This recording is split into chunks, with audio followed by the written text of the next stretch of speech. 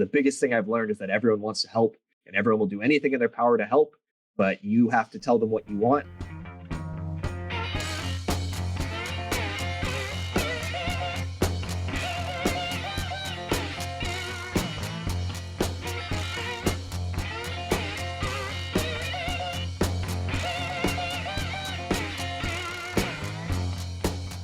Our featured speaker today is the founder of the Kuzma Self Playing Guitar.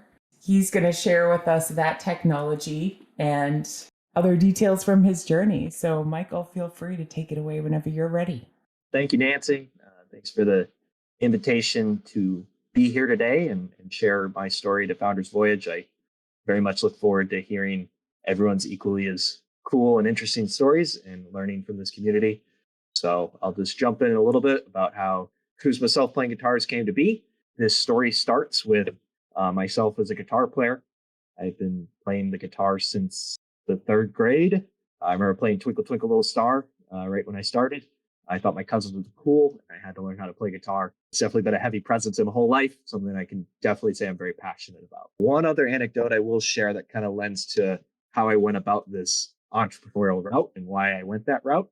I wasn't, let's say, the best premium athlete in high school. I have a photo here. Sorry for people listening later who don't see the visual, but I have a photo here of me getting destroyed in American football. And I have another photo of me losing in wrestling. So I decided to create a water polo team. And this water polo team did everything that a water polo team would do, except for actually play water polo. So it went way carried away. All we did was wear the shirts. Everyone thought we played water polo. But we never did. I've never played it to this day. That we had coaches, we had managers, we had rosters, we had everything that a real team would have. It got way over the top. I got mentioned on national news. I had trophies and trophy cases, newspaper articles, the whole 9 yards. This gave me a lot of confidence. Yes, it was completely made up, but it gave me a lot of confidence. It was like my little entrepreneurial venture. It made me think that, okay, I know I go extra for things all the time. I know I'm planning all the time. So if I can continually do that, life's about the journey. I won't be bored and I'll be happy. So it kind of made me go about the thinking about, all right, entrepreneurial route. I think that's the way for me. So with that mindset, I went off to college at Bradley University in Peoria, Illinois in the United States. Decided right off the bat to go to a networking event. It was in the community. There were no other students that went there. I thought I'd stand out and I was looking for an internship. I talked to a guy named Chris. This guy named Chris challenged me to think about, all right, how do you combine your passion for the guitar, your interest towards entrepreneurship, and you just selected a major, electrical engineering. So I decided electrical engineering because I thought I couldn't Google it. I was actively looking for an excuse to learn it and actually apply it. So with those three things in mind, and Chris inspired me to think in this mindset, my wheels are spinning. How do I do that?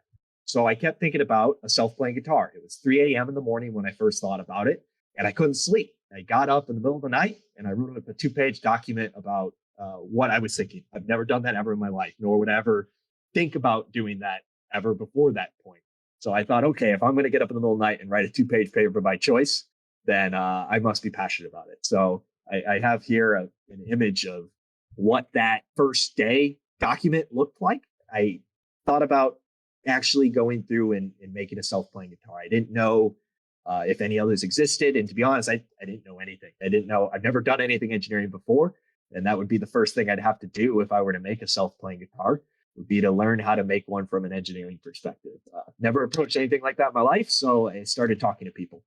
I talked to my professors and I said, hey, I want to make a self-playing guitar. And they would say, okay, you know, that's pretty ambitious. We'll see if you get there, but here's a book. Here's someone you should talk to. Here's a tool to help you get started. I went to a few engineers at a Caterpillar career day at my university. And I said, hey, I want to talk to you about how you would make a self-playing guitar. And they would give me all kinds of ideas over lunch and brainstormed with me. I had a friend who had an uncle who ran a solenoid company. I had no idea what a solenoid company was at the time. But I thought, hey, this component might be in a self-playing guitar. So I invited myself up to Easter.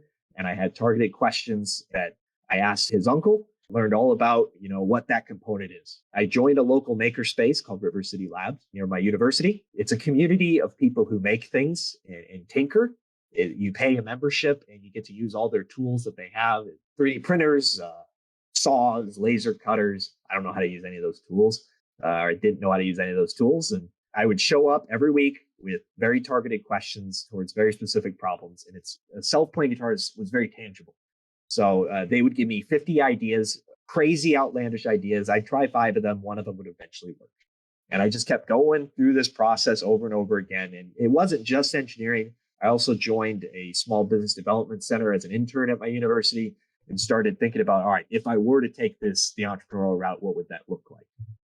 So I guess throughout this whole process, I still do this to this day. I function best by just asking for help all the time, every day, whether that be just my constant battles. I'm always asking for help. And that's probably the biggest thing I've learned, is that everyone wants to help and everyone will do anything in their power to help, but you have to tell them what you want and you have to tell them who you are. So continued on that path of asking people for help. And I ended up having a 1-string fretting machine after 3 months. It didn't really do anything other than it moved a motor up and down near a guitar neck. I had to support it with my hand. 10 months later, I had a 1-string device that played Smoke on the Water. And that was the only song it could play. It was a very bad version of Smoke on the Water. I took that 1-string playing device and I took it to a university competition. And there was multiple rounds in this competition. And there was a trade show round. That device that played the 1-string Smoke on the Water, it fell off the device and shattered in the middle of that round. And it never played Smoke on the Water ever again for that. I was very passionate about the idea. And I ended up winning that competition. And it gave me some seed funding and legitimacy going forward while trying to make a full-blown self-playing guitar. So when I get to that stage, I made a prototype of a 6-string complete self-playing guitar. It played 10 minutes worth of music. It had wires in every which way direction, an absolute rat nest. I used my belt to strap things to the guitar, clamps, like a hobby clamp to batten things down. Like, it was as prototype as it gets. So I took that as prototype as it gets prototype. And I took that to a retirement home. I dropped it off for a week. And I said, hey, just give me feedback after the week, and we'll see if you want it after that point. So I left it there for a week, and they gave me very valuable feedback upon my return. They said, we don't like that it smells like fire when it plays music. We don't like that parts fall off the machine as it's playing. And we don't like that we don't recognize any of the music. So at this point, when I did the trial, I knew that it wasn't ready for that stage, but I had to do something to hang my hat, to push it further and onward. I wanted something specific. I was going on a semester abroad in Spain, and I wanted to do something before I left. So I got a lot of feedback like that before this point, and still continually to this day. That was probably the worst feedback I ever received, but I learned a lot from it, kept pushing this idea forward. So I ended up graduating in 2020. I joined a company called Autonomous Stuff, working on self-driving cars with them. I came to them originally my freshman year, and I said, hey, I want to work for you guys. And they said, get lost. You have no experience whatsoever from an engineering perspective. I was like, yeah, you're right. So I came back multiple years later with this guitar that played itself, that played any song you wanted. And they ended up making a roll for me. So continued working on this project while working full-time with self-driving cars out in Peoria, Illinois. I had a friend who got married, and he wanted it at his wedding. So my guitar did the first wedding it ever did. I took it to a local bar to do a community event. I had my first paid rental. So just kept hitting these milestones. The technology just kept getting better and better. And the problems I was solving were changing towards, it's no longer, hey, do I think it will work? It was, hey, I know it's going to work, but is it going to work for a long time? It's that getting towards the perfection route, or getting towards, moving towards a product that could be delivered. So I have all kinds of crazy interactions of people when they see this. It's something that no one has ever seen before. It always does draw attention when people see it. Kind of going more into the modern era of where I'm at with this technology. 7-8 months ago, the company I was working for, Autonomous Stuff, said, hey, do you want to do what you're doing now on the other side of the planet, exactly as far away as possible you can get from mom? I said, yes, sign me up. So I'm currently in Perth, Australia, working on autonomous road trains. Before I left, I had a coworker who said, put a piece of bread on the ground, and I'll put a piece of bread on the ground, and we'll make an Earth sandwich. So we made an Earth sandwich. And also at this point, I had a basic landing page of a website, just kind of sharing what I've shared thus far with you guys. And I had people reaching out looking to book it. I had people reaching out looking to buy them.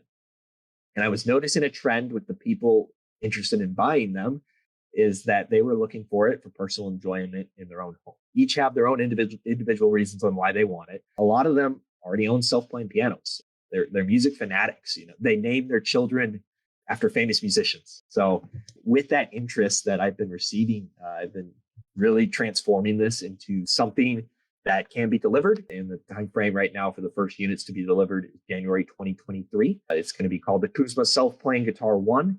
It's going to be a technology that allows any guitar to play any song anywhere. It's going to come with an auto tuner, an amplifier. It's going to update music wirelessly. It's going to have a bass you can move it around with, a screen you can interact with it and select whatever music you want. It's just going to turn it on, press play, and it plays whatever song you want. It's definitely a battle still, but the problems I'm solving now are no longer, is it possible? It's, I'm going to let it play for 250 hours and see what breaks. So it's kind of that fine tuning to get to the point where I know if I drop it off somewhere and leave it, I know it's going to survive. I know it's going to last, and I know it's going to be enjoyed. So that's kind of where I'm like, yes, that's cool. That I'm looking to deliver the first units. But what I want to talk about as well is, what do I want this to look like in the future? What do I want this to look like a long time from now? And that's still, it's morphing, it's changing all the time. But I'm ready to share a little bit about what I think that will look like. And the best segue I have for that is a small anecdote. I had the self-playing guitar in the office here. Someone came in unfamiliar with the project I've been working on, and they said, "Hey, what's that thing?" I said, "It's a self-playing guitar." And they're like, "Okay, have it play Stairway to Heaven." And I'm like, "Okay, sure." Press play, and it plays Stairway to Heaven. And this individual, they got on their knees and they started to cry. That song meant something to them. That song, for whatever that reason may be, that song had a significant interaction with their life. And no one really understands why music affects people, but it's definitely something that is art, and people enjoy it. It affects everyone. And with this Kuzma self-playing guitar, it's an opportunity for people to, one, interact with music that they're already familiar with in a very unique fashion. And it's also an opportunity to interact with new music that no human has ever even heard before, because a lot of the songs that this technology can play, no human can possibly play. I'm not looking to replace guitar players. The day it plays better than me, I quit. But it will be a unique artist that plays its own style of guitar. And those artists will change and morph over time. And this technology will do the coolest things one can possibly do with a Kuzma or I guess this Kuzma self-playing guitar will do the coolest things one can do with it. And what do I mean by that?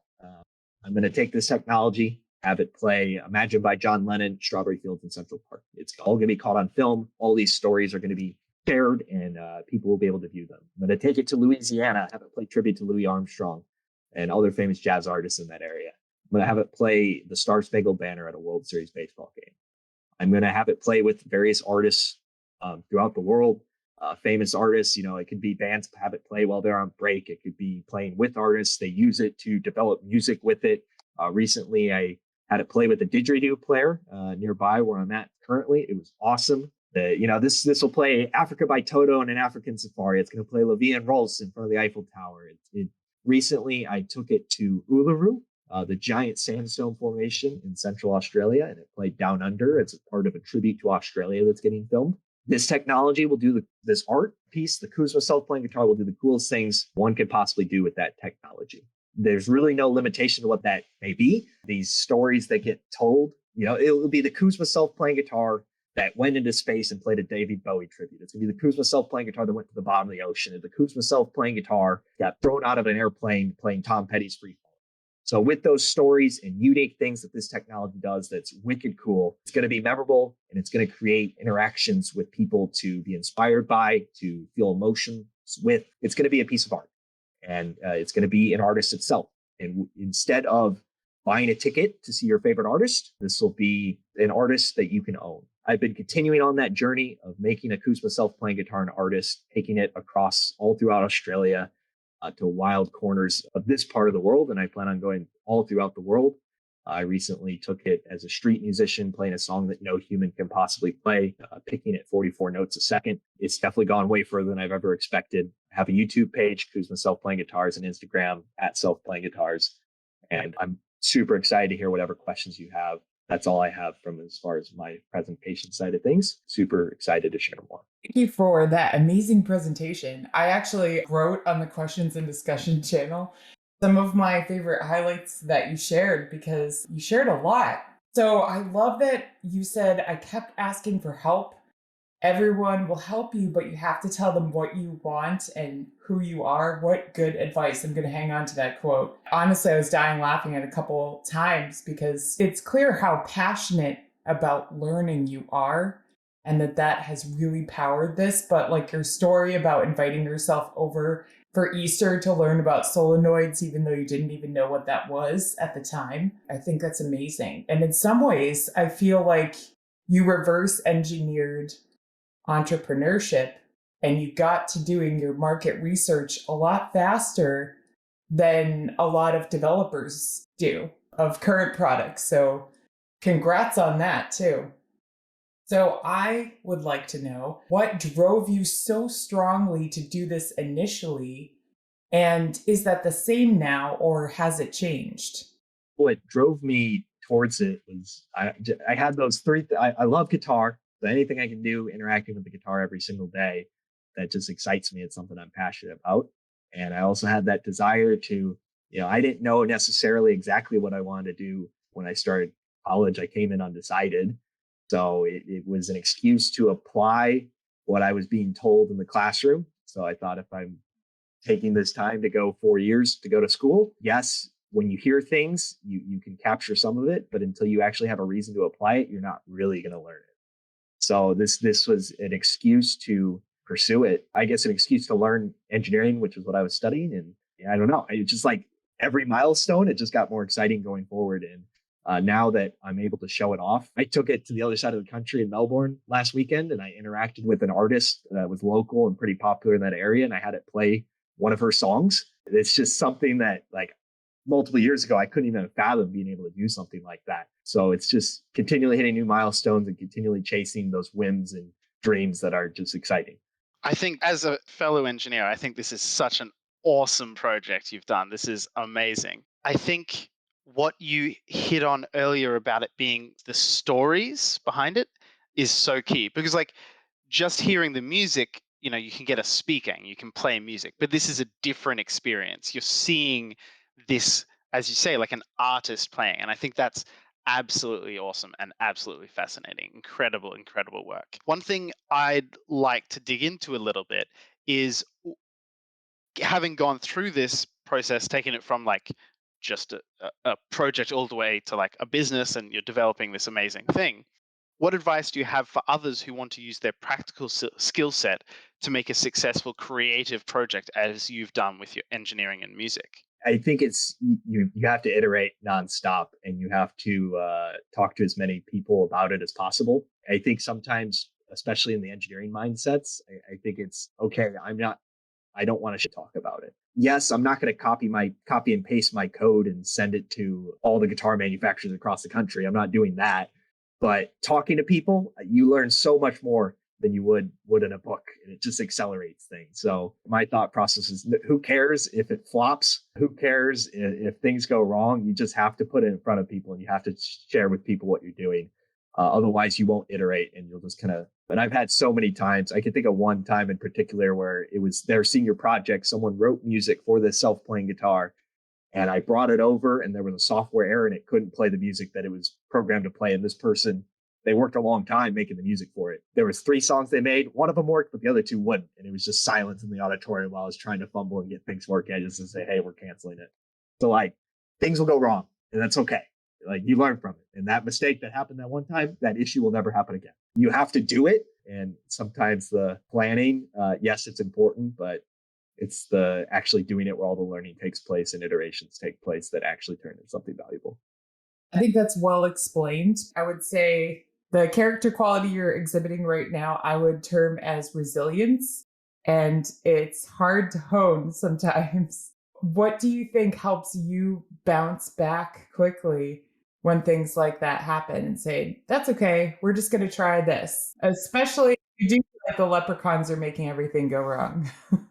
Yep. So whenever things fall apart, whenever I'm banging my head against a wall, I've had a few problems throughout multiple years where it's like, I don't think I can get past this one. But it's just either I go for a run and reset, you just burn the frustration away, or usually what I'll do is I'll just shoot an email to mentors like, hey, can I schedule a meeting with you and talk about this problem I'm having? And half the time it's just by talking it out loud that problem gets solved pretty quickly. So if you're not frustrated, you're not learning. If you're not frustrated, you're not learning. I love that. As another engineer, one thing I'm super passionate about is processes and finding ways to as you say, like at the beginning of when you're working on something, a lot of it is just like research and like hacking something together, and then it doesn't work, and you're like, oh, it's because I approached it totally wrong. But now I know I need to use a different process, sort of thing. How do you feel your sort of development and iteration process changed across this project? I think when I first started, my iteration time was very slow. Really changed the game when I learned how to 3D print. So at the start, like, I don't know, I guess I had someone else helping me 3D print on their printer and they were doing everything. But then, those iterations were slow because I have to work through someone else in order to do it. I don't even know how to articulate what I'm looking to do. I guess as this process has moved forward, my ability to iterate quickly, whether it be on a software front, whether it be on a 3D printing mechanical front, whether it be on the vision and business side of things, I'm still learning how to iterate more quickly or be more agile. But that as this process has gone through, I particularly remember, all right, I would sink 3 months at the beginning on getting one piece going, but once you do it once, making a minor change to it doesn't take that long. So it's the ability to iterate. That's probably been the biggest change from start to where I'm at now. So I thought it was really interesting when you were sharing your story in the beginning. Kind of towards the end, you were talking about, I mean, I've seen like your beautiful photos of the Kuzma Self Playing Guitar and, in these amazing locations. And I think that's great. But I think you explaining that it's own artist, an artist you can own, like that is very brief, and yet I totally understood what you were saying. And especially when you gave the fun example of like, gets thrown out of a plane playing Tom Petty's Free Falling. So how did you sort of come to this market strategy to sort of find the place for this? Every single time I show the guitar to anyone, I always ask them, what would you change about it? And what's the coolest thing you would do with it? By asking that question, it's usually the same feedback on what would you change about it. But every once in a while, I get some crazy outlandish thing that's like, oh, wow, I never thought about that. Cool. I'm going to have to think about putting that into the next portion that gets made. Or the coolest thing you would do with it. A lot of those ideas come from other people through conversations or being inspired by someone who had an idea that, okay, I liked it in one ear out the other, but it was kind of sitting in the back of my brain and do one little change to it. And these ideas just keep coming through by having that creative process through interacting with other people. So interesting, and a very good idea. Like, I definitely want to steal that from you and ask that as well with what I'm working on at the moment. Asking people, what's the coolest thing you would do with this? And that's such an interesting way of getting like all these ideas from people. And I imagine it also brings out a lot of passion from people for what you're working on, which is super, super cool. Hi there. If you're enjoying this podcast, would you mind leaving us a review, a like, and subscribe on your favorite podcast platform? Thanks so much. That really helps our reach. The Founders Voyage podcast is now proudly sponsored by VidOps. Kane at VidOps has been taking care of our editing since early 2024. He works efficiently, and I'm sure you'll agree that he does a great job. Thank you to VidOps for helping bring this podcast to life. If you want the same great support we're getting for your podcast, or you need help with video, photography, or animation, you can get 10% off at vidops.io using our referral code Voyage. That's vidops.io, referral code Voyage. Now back to the show. One thing that I sort of would like to dive into a little bit more is where you're sort of taking it from a business side. Like, you're saying how people are interested in it as something to purchase and have at their place. Do you think you'd look to like make a marketplace of songs that people can push to it, or like how do you sort of see it developing in the next, say, 5 years? Yeah, so I think at the start, I don't have a massive team behind me at the present moment, and I don't have enough trust in the technology to necessarily go massive. And two, I think approaching very high quality customer service to a few clients at the start would be much more enjoyable and also more manageable.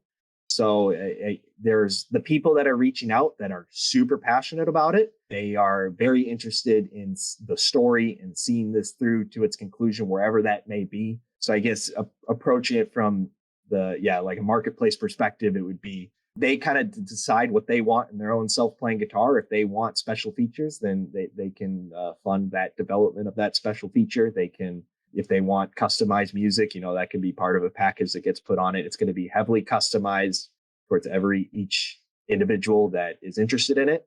At the start, for the Kuzma Self Playing Guitar 1, there will only be 100 that are made.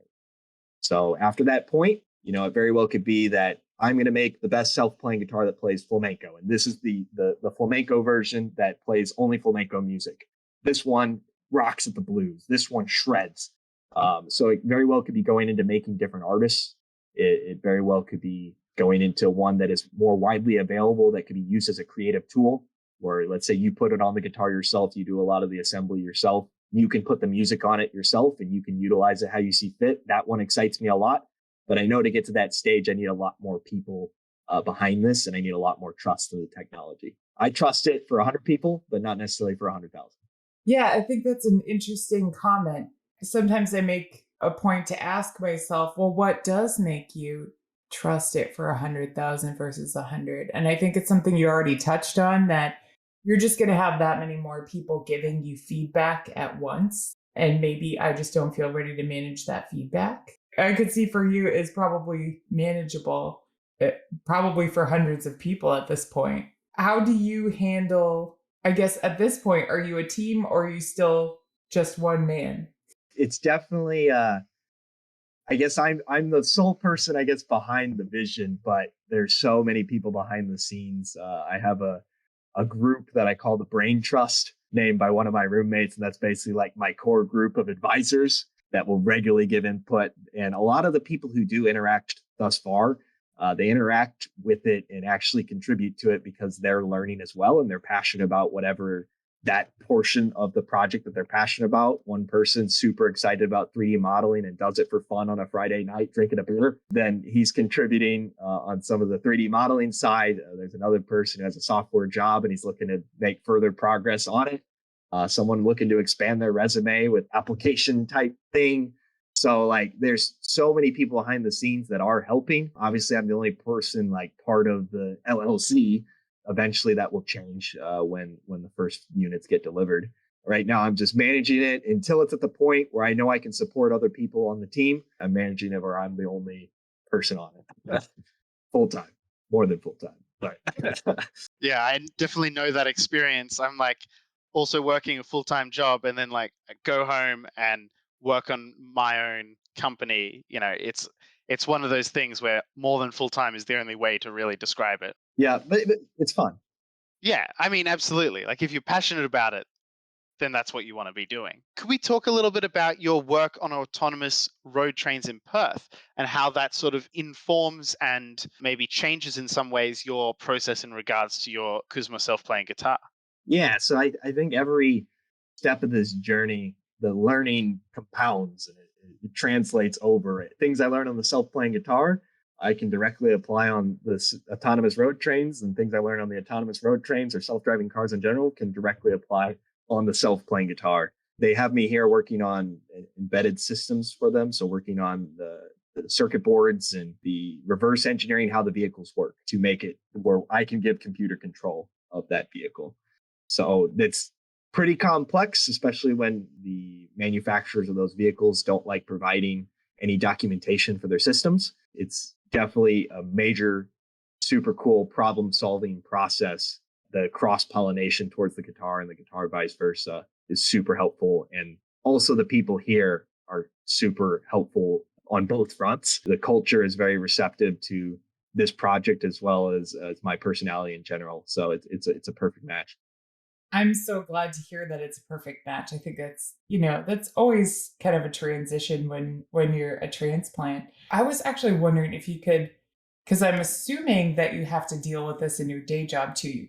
So you can correct me if I'm wrong, but if you can talk about some of the differences working as an engineer in Australia versus the US. Like I'm thinking, about the patent and trademark process, but you can dive into what you think the biggest differences are. Yep. So I can definitely speak about some frustrations.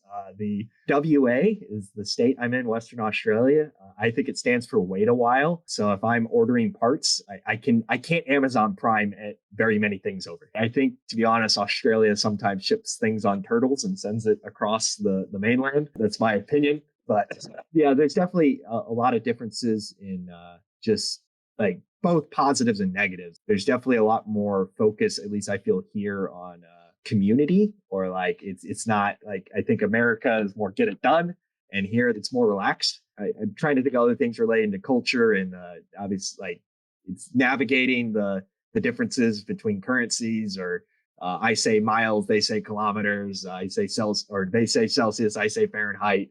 Just getting used to those things and interacting with new terms and new ways of doing things. But once again, the same thing here, the culture, just like in the States, I would assume just like anywhere in the world, if you ask for help, people will help you. So it's all manageable. I think we only use turtles if it's really important and you need it right now. Otherwise, it could take forever. I think that's very interesting what you say about the cultural differences between Australia and the US. Personally, being an Australian who moved to the UK, I think Australian culture and US culture are a lot more similar than a lot of other places. And I think, as you've noticed, they sort of work well together. Australians really appreciate sort of the bluntness that Americans can sometimes have. And I think that's true vice versa. It allows you to sort of have that friendly relationship very quickly, which is sometimes more difficult in other cultures. Now, one of the things that I find quite interesting in the differences in the culture is, as you say, like the different words and different ways you refer to things. You use the example of like miles and kilometers. Do you find that there's like, I don't know the best way to expand on this, but like, do you find, having moved to Australia and spent some time there, that there's like ways that you think about the American culture that are different than how you thought of them when you lived in America with experience in Australia, or vice versa? I think the one thing that comes to mind is the different cultures will always view the extremes in the media or in the, yeah, I'm not going to go into specifics, but it's always the worst on the other side of the planet. It's always green and perfect over here. I'm glad we're not over there. And both sides kind of view it in that way. All the animals are trying to kill everyone in Australia. That's not true. I'm not going to go into too many things because it might delve political, but it's definitely, I'm not remembering everything towards your question. I'm hoping that maybe addressed it. No, that's perfect. Thank you so much. I think it was the lead up to the question that made it a nervous question. Because I actually think that's a really interesting question, Spencer. And I just want to say, as a person in the US who has visited other areas but not Australia yet, I assume a lot of the time that Australia is much more progressive and open minded. And then, I'm reminded by my friends in Australia that no, we're just human. We've got our own problems. So I always think the grass is definitely greener on the opposite side of the planet. They're advanced, they're ahead of us in the time zones. They figured this out in the next day. But we're all just human. We're all just people trying to get along. Absolutely. I'm stealing that from a song.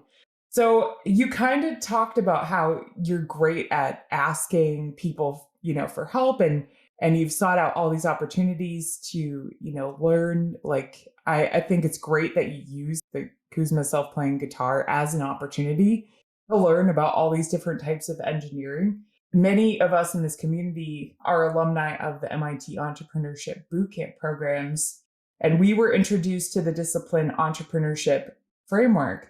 But I was wondering if there was like any particular program or framework that you found like just really incredibly useful in developing your business or your product so far.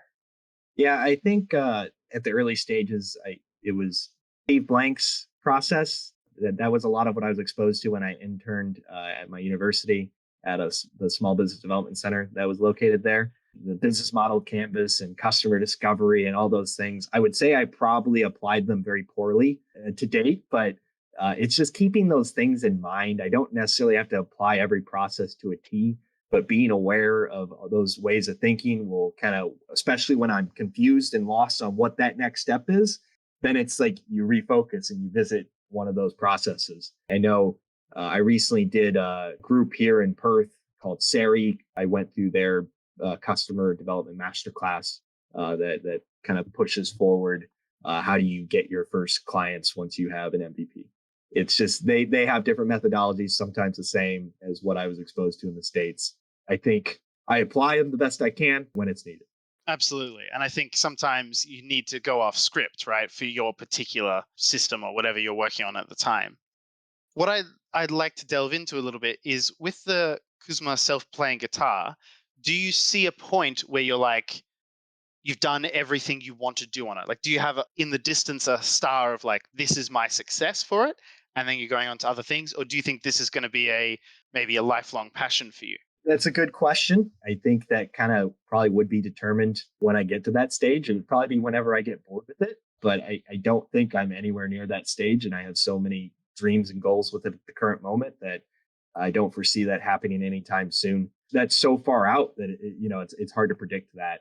I definitely foresee it being a decent portion of my life's passion. And it's also, it's kind of like it's a vessel to do all the other things I just enjoy doing. I love traveling and experiencing other cultures, and this will be my vessel to do that. I'm just going to do all the things that I personally want to enjoy, and it will hopefully positively affect everyone else in the process. It's a terrific answer. And I have a follow-up question to that. Do you have all of the versions of the Kuzma Self Playing Guitar somewhere like the Iron Man suits?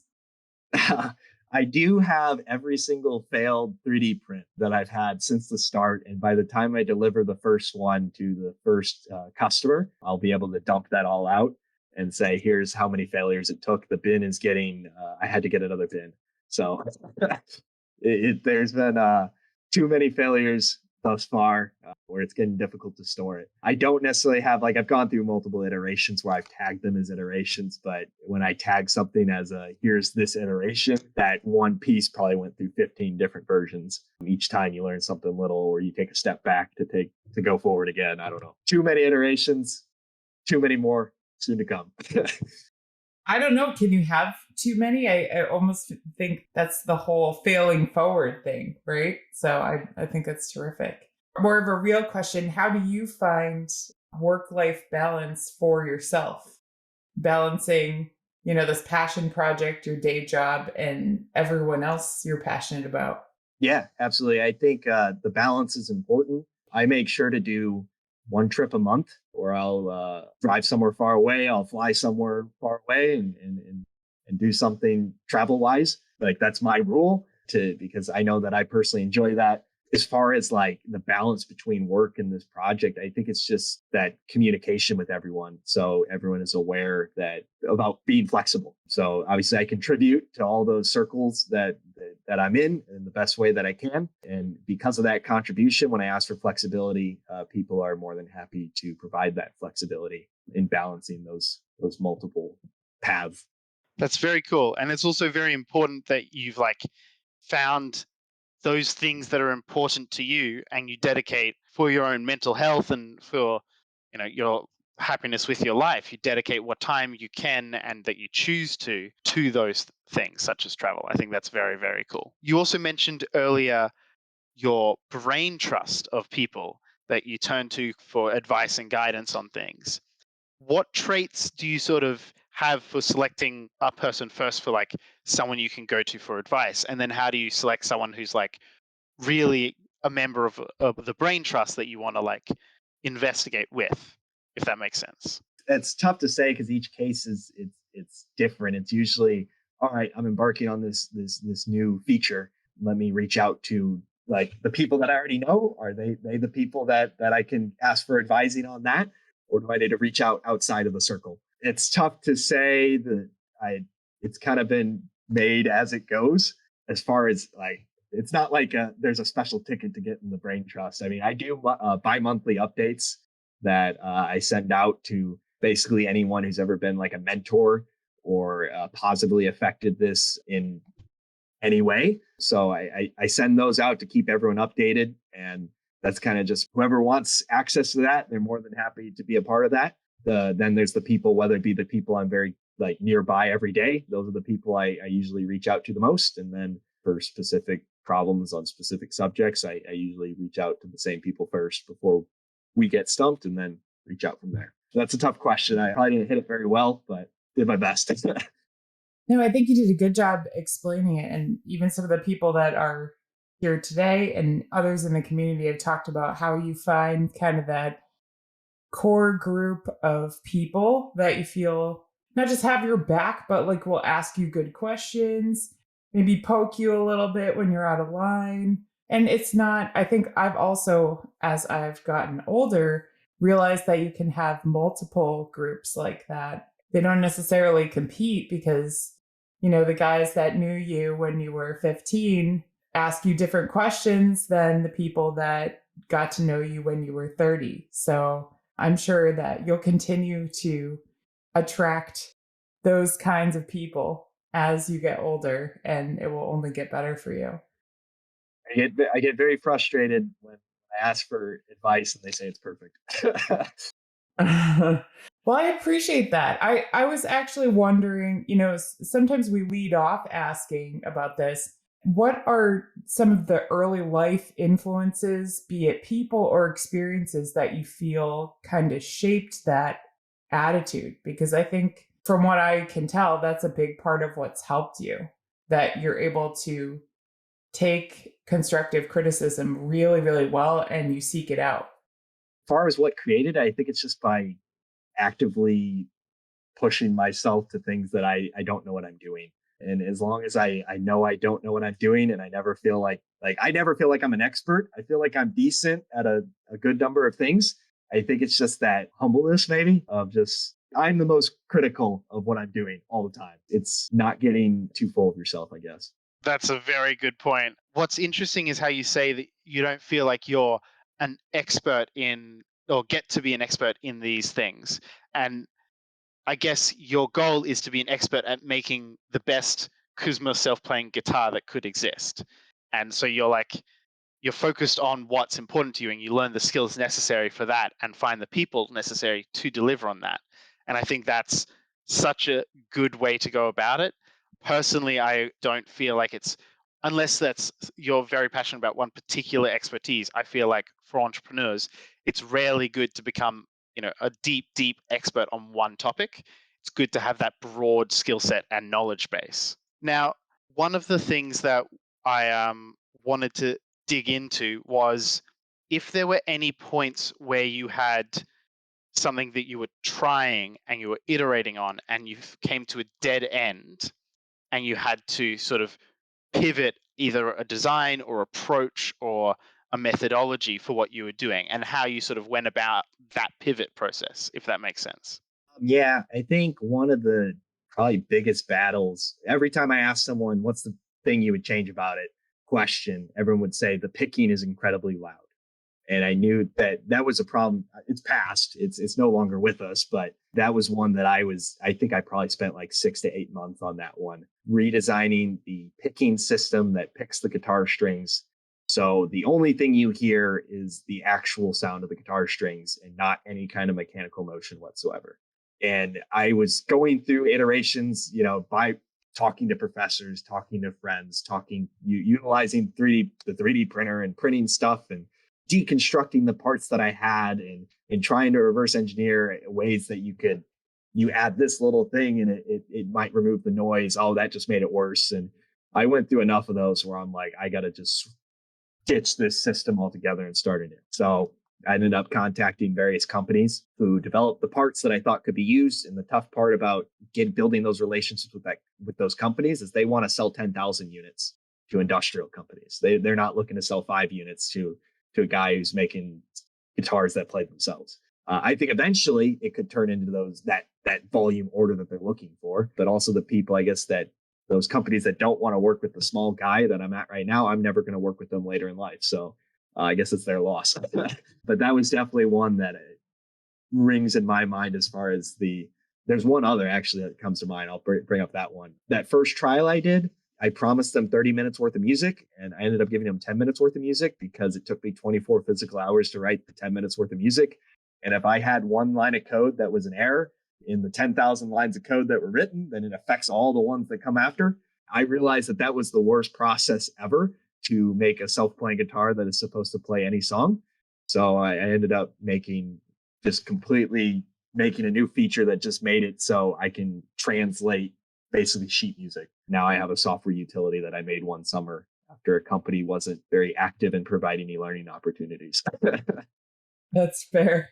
Unfortunately, our audio for this episode was lost after this point, and thus we can't share Michael's answer to our words of wisdom question. However, thank you to Michael. He is an incredible guest, and I personally found him deeply inspiring. I hope we get to revisit his journey soon. Nancy and I and the team behind Founders Voyage feel fortunate to be part of this community with you and for the opportunity to bring this cooperative learning experience each week. We would love to have you join us again next week, and in the meantime, we invite your nominations for future Saturday session guests. And if you'd like to support Founders Voyage becoming a podcast, you can donate to that directly through our Patreon. Thanks again for joining us, and have a great day and evening ahead.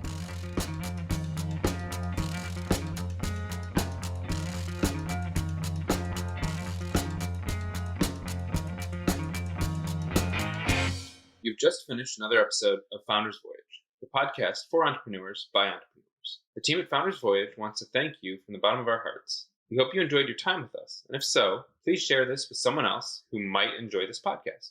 You can also support us by leaving a review on Apple Podcasts and Spotify, and by donating to our Patreon. Outro music today is Something for Nothing by Reverend Peyton's Big Damn Band.